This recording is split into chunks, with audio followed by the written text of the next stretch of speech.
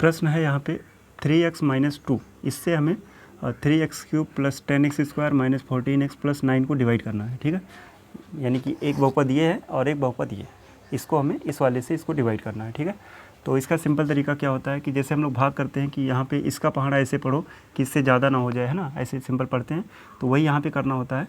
लेकिन इसके लिए अगर हम सिंपल तरीका देखें तो यहाँ पे कितनी बार ले जाएं, है ना, क्योंकि यहाँ पे पहाड़ा तो इसका पढ़ना है और लाना ये है।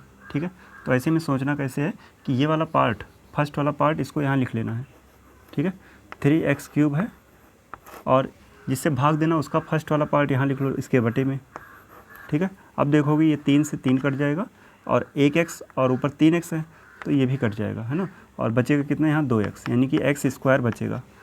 ठीक है, तो ऐसा करने के बाद जो यहाँ बच रहा है ना उतनी बार ले जाना इसका, उतनी बार ये डिवाइड होगा।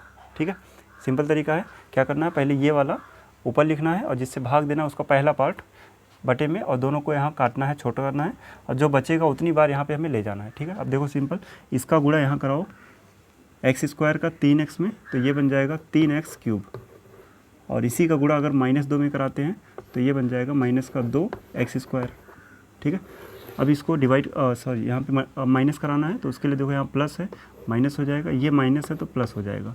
माइनस करते समय साइन बदलते हैं, ये तो पता है ना, तो यहाँ से देखो एक प्लस एक माइनस कट जाएगा, और 10x स्क्वायर प्लस का 2x स्क्वायर प्लस का, तो 10 और 2 मिलके हो जाएगा 12x स्क्वायर। ठीक है, इसके बाद अगला नंबर आ जाएगा माइनस का 14x। यहाँ तक क्लियर है। अब इसके बाद फिर से यही नियम लगाएंगे कि हम लोग इसका पहाड़ा कितनी बार पढ़ें कि ये आ जाए, है ना, तो क्या करना है, इसको पहले यहाँ लिखना है 12x स्क्वायर को लिखना है, और बटे में जिससे भाग देना है यानी 3x, इसको बटे में लिखना है।